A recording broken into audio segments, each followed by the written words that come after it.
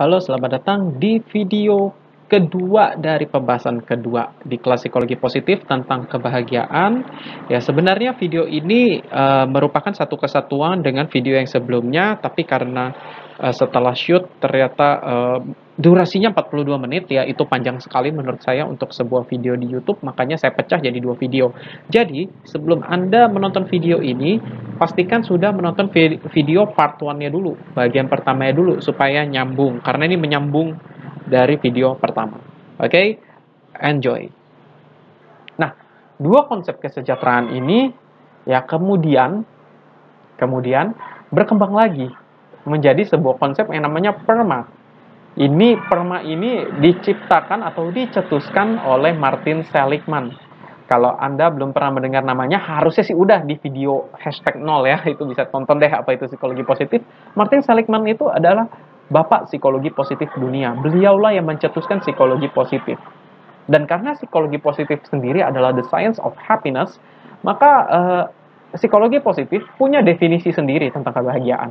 Yang kemudian dicetuskan dalam konsep awalnya authentic happiness, kebahagiaan otentik, kemudian flourish, ya, dan menjadi sebuah konsep. Ini sebenarnya ya singkatan dari 5 aspek. Yang pertama adalah positive affection. Seberapa sering kita merasakan emosi positif dalam hidup kita. Ya, lagi-lagi kalau Anda ingin bahagia, perlu yang namanya positive affection. Ya, Anda nggak mungkin bahagia tapi emosinya sedih, kecewa, marah. Anda butuh emosi positif, bersyukur, menerima hidup, gembira, tenang, damai, sukacita. Kedua adalah engagement. Engagement itu adalah seberapa jauh Anda benar-benar terlibat ya atau total dalam aktivitas sehari-hari. Nah, engagement sendiri kan kalau kita tahu artinya tunangan ya sebenarnya ya. Tapi di sini bukan dalam konteks tunangan ya, ini dalam konteks seberapa Anda deep dengan aktivitas Anda. Yang kemudian engagement ini berkembang lagi, ada yang namanya work engagement. Engagement dalam pekerjaan. Sejauh mana Anda engage dengan pekerjaan Anda? Ya, engage dalam pekerjaan ya berarti Anda menikmati sekali aktivitas pekerjaan Anda. Di sini bukan berarti bekerja sesuai passion, ya, tapi bagaimana mencintai apa yang sedang Anda kerjakan. Nah, bisa passion, bisa enggak, tapi yang paling penting adalah enjoy atau enggak. Jadi seberapa enjoy, ya, mungkin lebih tepatnya gitu, Anda dengan aktivitas-aktivitas Anda. Kalau Anda bisa menikmati aktivitas Anda, ya, walaupun itu menantang, walaupun itu tidak mudah, walaupun kadang Anda ya merasakan tantangan dan stres, tapi kalau Anda menikmatinya, Anda akan lebih mudah untuk bahagia dibandingkan Anda menolak aktivitas tersebut. That's why Anda perlu belajar untuk menikmati aktivitas Anda, suka atau tidak suka. Karena kadang-kala kita nggak punya kendali 100% atas hidup. Kita punya kendali atas diri kita, tapi kita nggak punya kendali atas 100% hidup kita. Itu engagement. Lalu relationship. Nah, ini kalau kita lihat relationship ini mirip sekali dengan komponen ketiga dari kesejahteraan psikologis. Ya, hubungan positif antar manusia. Nah, lagi-lagi seberapa positif kualitas hubungan Anda dengan orang lain. Bahkan, nah, ini mungkin di video selanjutnya saya akan bahas riset ini dengan lebih detail. Ya, berbagai riset psikologi menunjukkan bahwa sebenarnya ya, yang paling penting bagi kebahagiaan manusia adalah hubungan yang positif. Jadi ini 5 ini paling penting poin ketiga, relationship. Ya, hubungan yang positif. Manusia itu lebih susah bahagia. Meskipun punya harta, meskipun punya tahta, tapi kalau nggak punya cinta, ya, nggak punya hubungan yang positif, mereka susah bahagia. Right. Anda bisa Anda bisa membuktikan sendiri kalau mau. Ya, jadi ungkapan bahwa manusia adalah makhluk sosial ini sangat-sangat benar.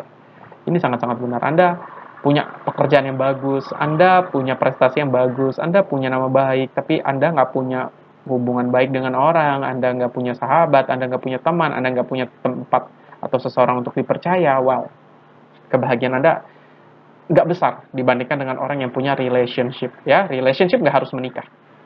Oke? Keempat, meaning. Ya, meaning ini makna. Ya, makna dari keberadaan diri Anda, eksistensi Anda. Ini mungkin berkaitan dengan tujuan hidup. Meaning ini kalau Martin Seligman sering menjelaskan bahwa maksudnya adalah kita melakukan sesuatu yang lebih dari apa yang sedang kita lakukan di sini. Ya, misalnya Anda melayani publik, ya, Anda melakukan sesuatu untuk mengubah, nggak harus mengubah dunia, karena itu sulit sekali ya, nggak semua orang memiliki kesempatan untuk mengubah dunia, tapi bagaimana Anda bisa melakukan perubahan dalam lingkungan sekitar Anda. Ya, misalnya Anda eh, membantu orang-orang yang sulit di sekitar Anda. Itu meaning. Ya, dan meaning ini memberikan kebahagiaan yang cukup besar kontribusinya. Ya, that's why orang-orang senang sekali baksos, ya, bakti sosial ya, dalam bentuk apapun. Karena baksos itu memberikan meaning. Baksos itu membuat kita merasa bahwa kita ini hadir, memiliki manfaat bagi orang lain. Dan itulah meaning dari kehidupan kita, meaning dari eksistensi diri kita, yang menjadi manfaat bagi orang lain. Nah, kita bisa lihat ya seberapa besar korelasinya nih ya, seberapa validnya pemahaman tentang kebahagiaan dari perspektif psikologi positif ini. Ketika Anda punya meaning, Anda akan lebih bahagia. Ya, apalagi meaningnya adalah bermanfaat bagi orang lain. Oh, ini meaning dibalut dengan relationship lagi, semakin kuat. Ini mengapa beberapa orang melakukan sesuatu yang mungkin bagi kita kok terlihatnya tidak menyenangkan, tapi dia melakukan itu dengan senang, dia melakukan itu dengan bahagia, dia melakukan itu dengan sepenuh hati, karena bagi dia itu meaningful, memberikan makna bagi hidup dia. Ya, kelima adalah accomplishment, pencapaian. Pencapaian nggak selalu berbicara tentang prestasi. Pencapaian adalah merasakan kemajuan dalam hidup. Ya, berkaitan dengan pertumbuhan diri. Ya, seberapa Anda merasakan hidup Anda ada kemajuan. Ya, kemajuan lagi-lagi nggak harus material. Bisa moral, bisa psikologis. Oke, dan kemajuan ini nggak cuma ada, tapi Anda rasakan. Karena kadang-kala kita mengalami kemajuan, tapi kita nggak menikmatinya. Menikmati dalam arti adalah kita menyadari bahwa kita mengalami kemajuan, dan kita merasa bersyukur atas kemajuan itu. Nah, itu perlu. Nah, Bapak Ibu teman-teman, kelima aspek ini, positive affection, engagement, relationship, meaning, dan accomplishment adalah menjadi konsep utama dalam psikologi positif tentang kebahagiaan. Jadi Martin Seligman berdasarkan dua perspektif ini melengkapi dengan perspektif PERMA, ya, well-being dalam konsep psikologi positif. Dan kalau kita simak lebih baik lagi, konsep ini sebenarnya berusaha mengakomodasi dua konsep sebelumnya. Dalam positive affection, kita lihat ini mengakomodasi kesejahteraan subjektif. Lalu engagement, relationship, meaning, dan termasuk accomplishment itu mengakomodasi konsep kesejahteraan psikologis yang berbasis eudaimonia. Jadi konsep ini saya lihat lebih utuh ya, lebih menyeluruh dibanding dua konsep selanjutnya. Tapi Anda berhak untuk punya pendapat sendiri. Mana yang ingin Anda jadikan acuan untuk menjadi tolok ukur kebahagiaan hidup Anda, atau mungkin konsep yang lain. Oke, inilah konsep kebahagiaan. Jadi kita sudah belajar tiga konsep: kesejahteraan subjektif, kesejahteraan psikologis, dan PERMA model. Lalu pertanyaan selanjutnya, bagaimana cara mengembangkan kebahagiaan? Nah, sebenarnya dengan kita paham 5 konsep ini, ya, PERMA ini, nah, kita bisa membantu mengembangkan kebahagiaan. Afeksi positif misalnya, bagaimana cara menumbuhkan afeksi positif? Anda bisa lebih sering untuk meluangkan waktu yang menyebutkan hal-hal baik yang sudah terjadi. Kadangkala kita mengalami hal baik tapi kita lupa. Ya, ini yang sering terjadi. Kita lebih sering menyebutkan hal buruk yang terjadi daripada hal baik yang terjadi. Karena begitu ada hal buruk teringat terus. Hal baik kita sekilas lupa. Nah, ini perlu kita kondisikan ulang pikiran kita.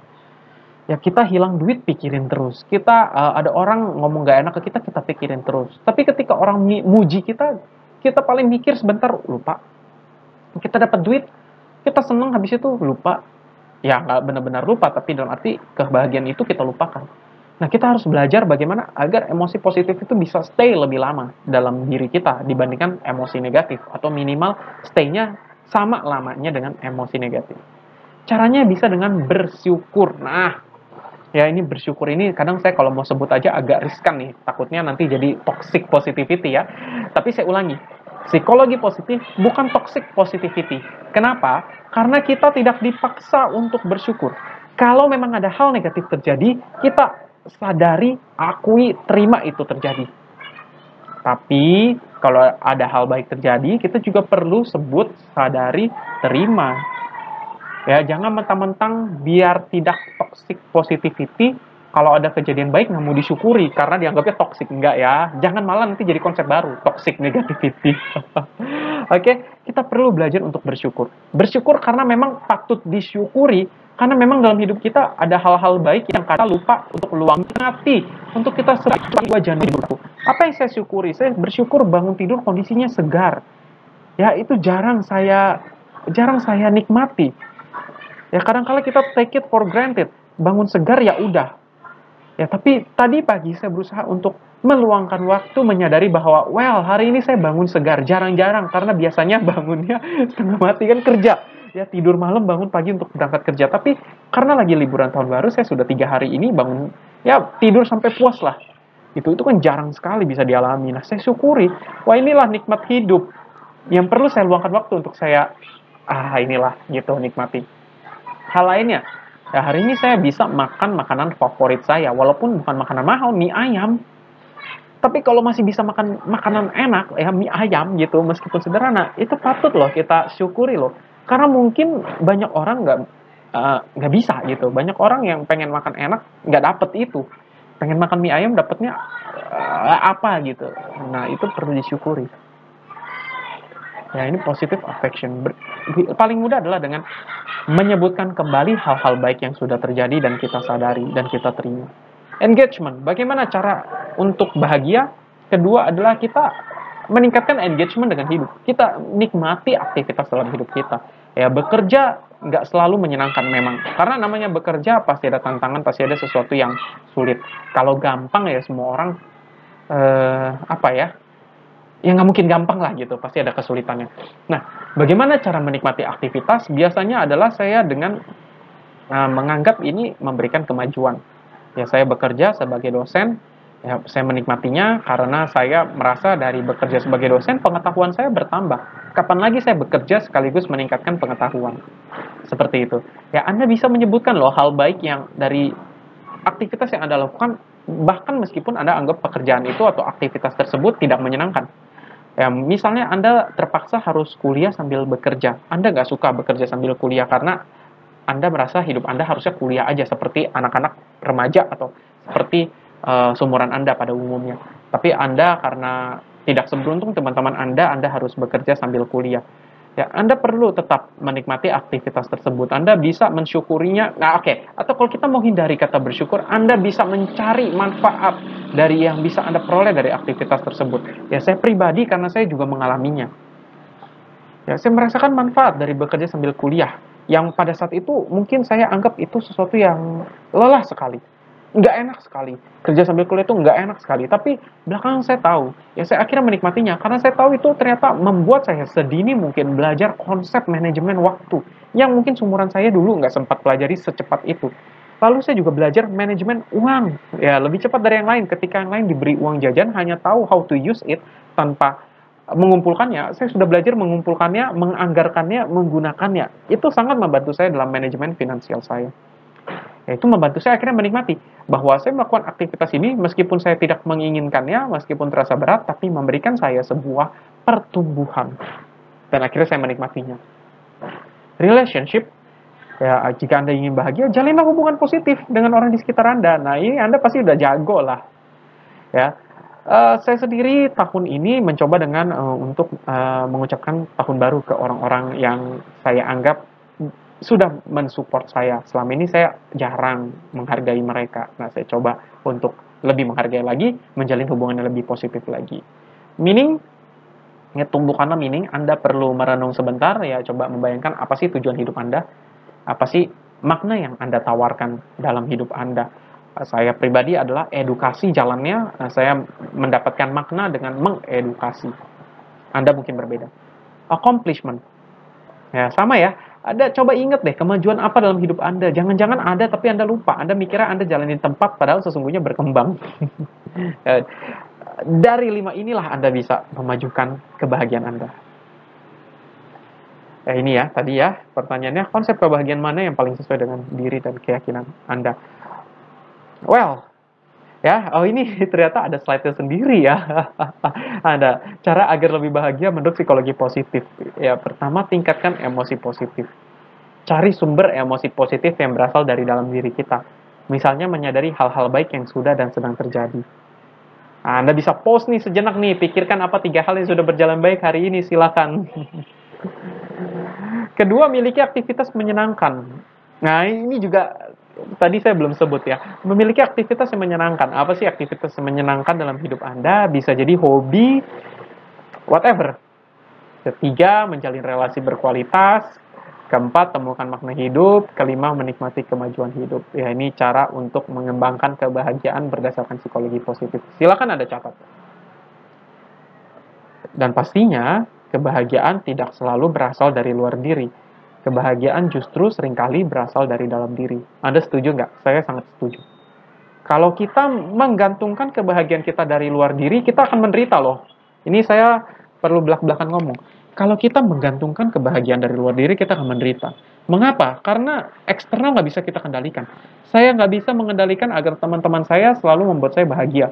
Saya nggak bisa mengendalikan agar teman-teman saya bisa melakukan sesuatu yang membuat saya senang, kemudian saya share di IG story misalnya. Saya nggak bisa mengendalikan orang-orang untuk selalu menyenangkan hati saya. Saya nggak bisa memaksakan agar alam cuaca juga sesuai dengan maunya saya.